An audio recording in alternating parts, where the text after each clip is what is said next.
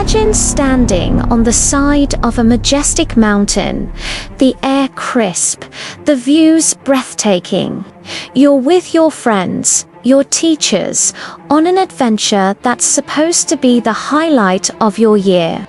Now, imagine that majestic scene turning into a whiteout nightmare, a fight for survival against one of nature's most unforgiving forces.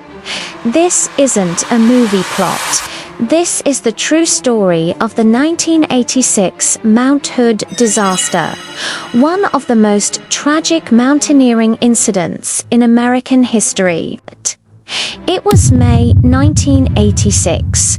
A group of 15 students from the Oregon Episcopal School, along with 2 faculty members and 2 experienced guides, set out for what was meant to be an educational and challenging climb up Mount Hood. The trip was part of the school's Base Camp Wilderness program, designed to build character and teach outdoor skills. The students were excited, filled with the kind of nervous energy that comes with tackling a real-life challenge. They had trained for this, they had prepared, and they were ready, or so they thought.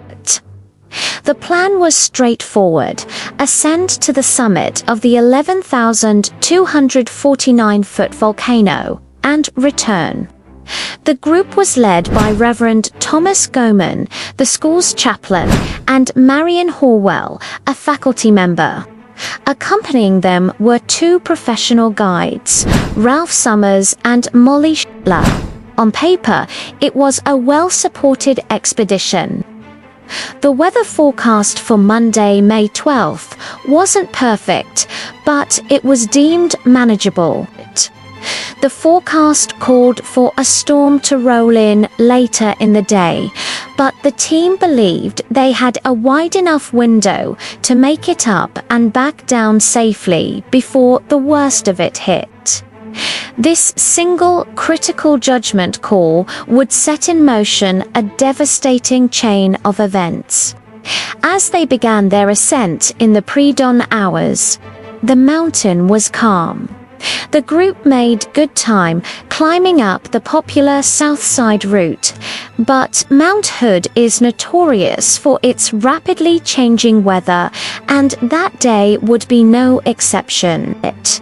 As they neared the summit, the conditions began to deteriorate far more quickly and severely than anyone had anticipated.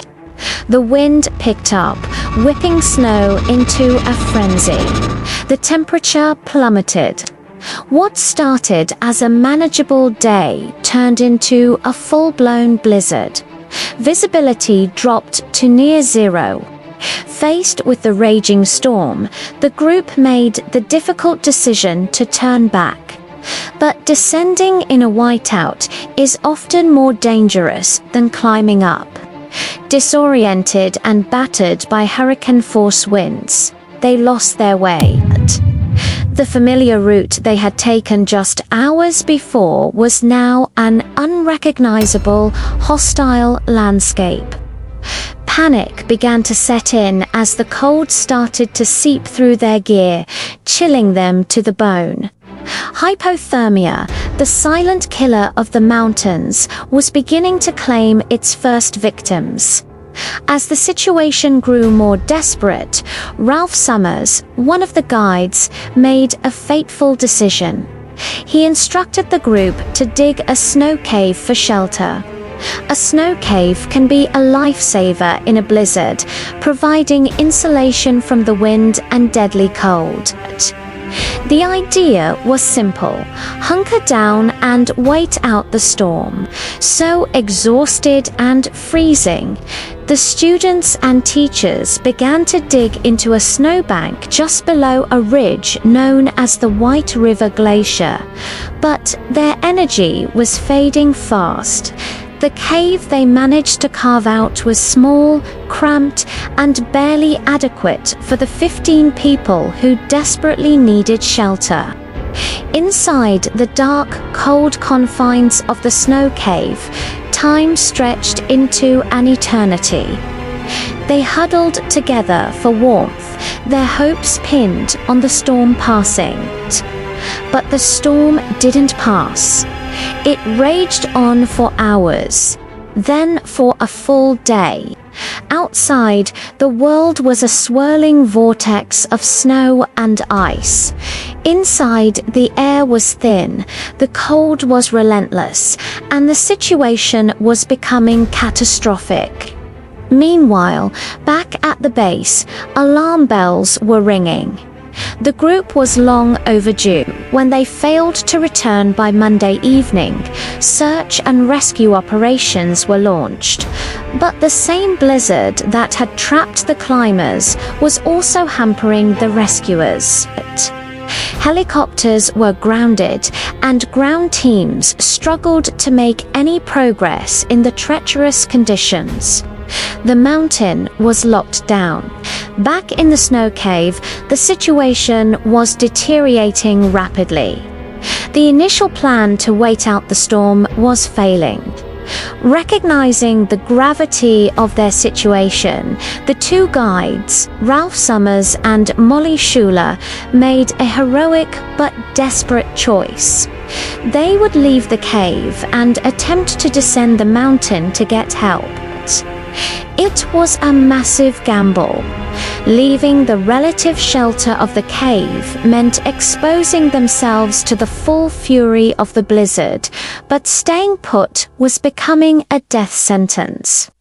They left the students with instructions to stay put, promising to send back help.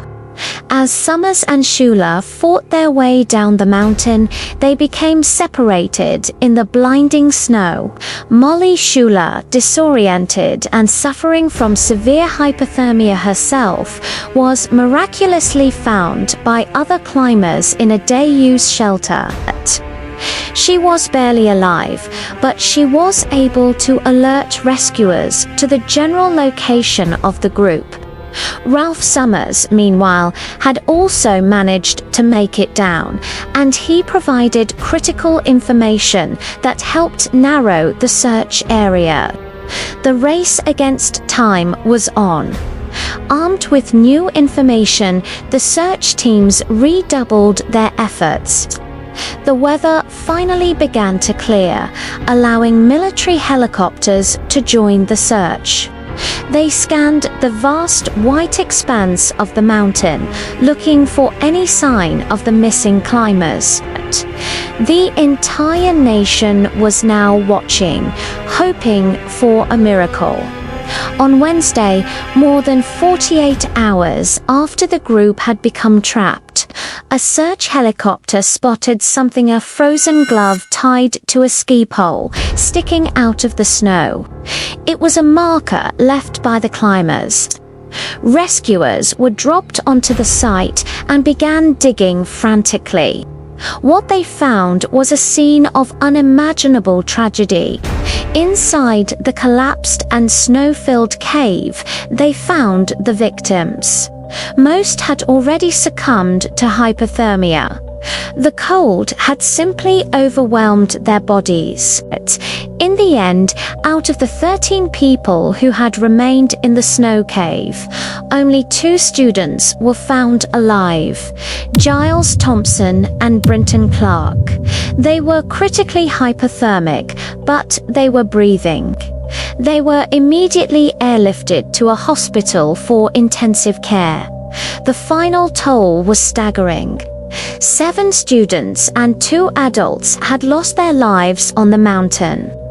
The 2 survivors, Giles and Brinton, faced a long and difficult recovery, both physically and emotionally. The Mount Hood disaster sent shockwaves through the mountaineering community and the entire country. It became a case study in what can go wrong when a group is caught unprepared by severe weather. In the aftermath, there were investigations and intense scrutiny. Questions were raised about the decision-making process. Why did they push on when the forecast was uncertain? Was the group adequately prepared for the worst-case scenario? The incident led to significant changes in how outdoor education programs are run and how mountain safety is taught. It underscored the brutal reality that mountains don't care about your plans, your experience, or your intentions. They demand respect, and a single miscalculation can have the ultimate consequence. The tragedy also highlighted the incredible bravery of the rescuers who risked their own lives in impossible conditions.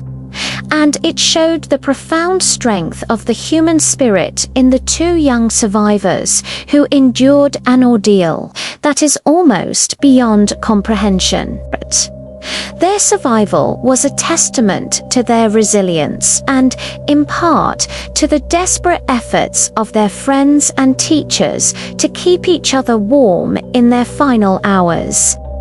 Today, the 1986 Mount Hood disaster serves as a somber reminder of the power of nature and the importance of humility in the face of it.